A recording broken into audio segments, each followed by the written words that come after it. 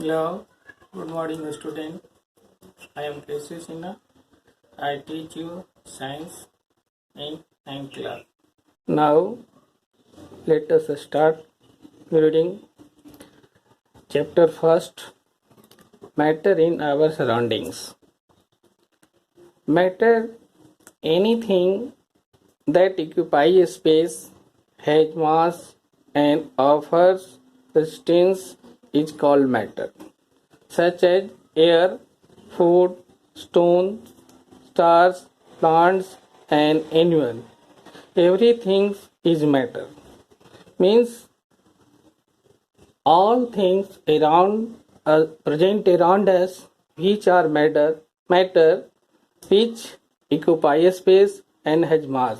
यानी वे सभी ऑब्जेक्ट जो हमारे चारों तरफ प्रेजेंट हैं किसी न किसी रूप से, वे सभी मैटर हैं जो ऑक्यूपाई स्पेस मीन्स जो स्थान कवर करता है, हैज मास जिसमें द्रव्यमान हो, जिसमें वजन हो, एंड ऑफर रेजिस्टेंस जो रेजिस्टेंस क्रिएट करता हो, दबाव फीलिंग करता हो, जो प्रतिरोध करता हो, उसे हम लोग मैटर के कैटेगरी में रखते हैं।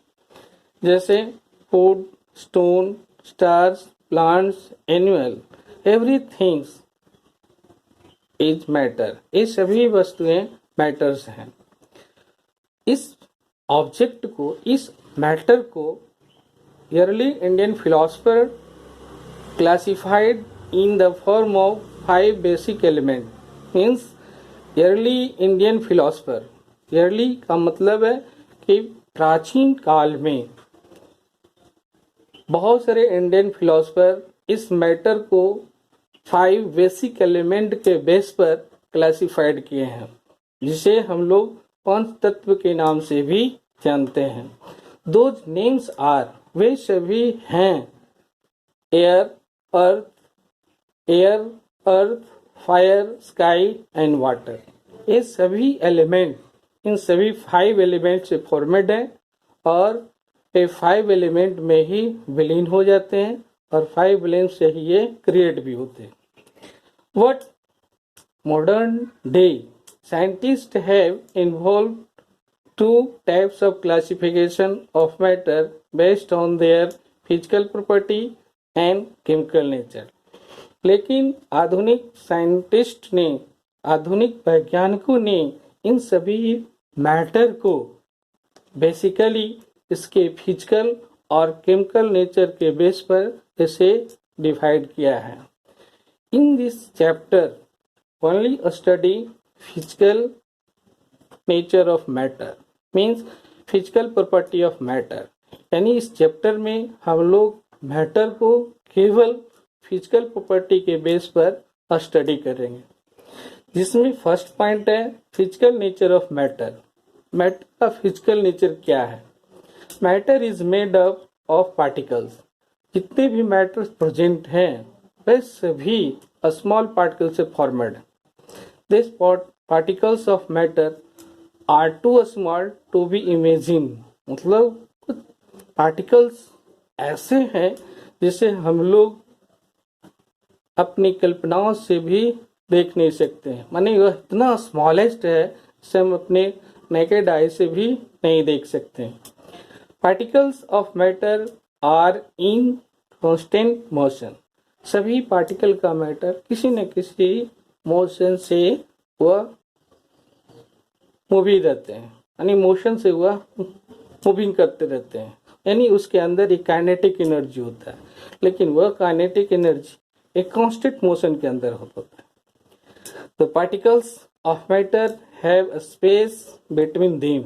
और पार्टिकल किसी भी मैटर का पार्टिकल्स के बीच में, यानी 2 पार्टिकल के बीच में कुछ स्पेस होता है, किसी में मोर देन होता है तो किसी में लेस देन होता है।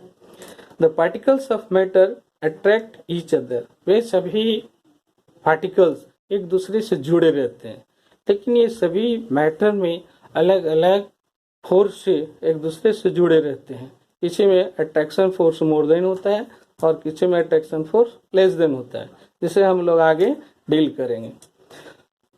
Now matter exist in 3 physical state. Matter को 3 फिजिकल स्टेट में डिवाइड किया है। First solid, liquid and gas. Solid means कठोर, जिसके पार्टिकल यानी particle of solid consist to each other, यानी ये पार्टिकल सॉलिड के पार्टिकल एक दूसरे से काफी क्लोजली होते हैं। Space between two particle is very less, इसके पार्टिकल के बीच में स्पेस बहुत ही कम होता है। Therefore intermolecular space is very less, then attraction force of each other very strong, यानी जिस पार्टिकल के बीच में स्पेस लेस होगा उसका अट्रैक्शन फोर्स उतना ही स्ट्रॉन्ग होगा, इसके शेप साइज कभी चेंज नहीं होंगे। इसी तरह लिक्विड्स हैं, लिक्विड के बीच में दो पार्टिकल के बीच में सॉलिड के कंपेयर में मोर देन होते हैं। जब स्पेस मोर देन होगा तो अट्रैक्शन फोर्स सॉलिड के कंपेयर में लेस देन होगा, लेकिन इसका शेप कभी डिफिनिट नहीं होता है, लेकिन वॉल्यूम डिफिनिट होता है, जिसका प्रॉपर्टी हम लोग आगे डील करेंगे। Next gas.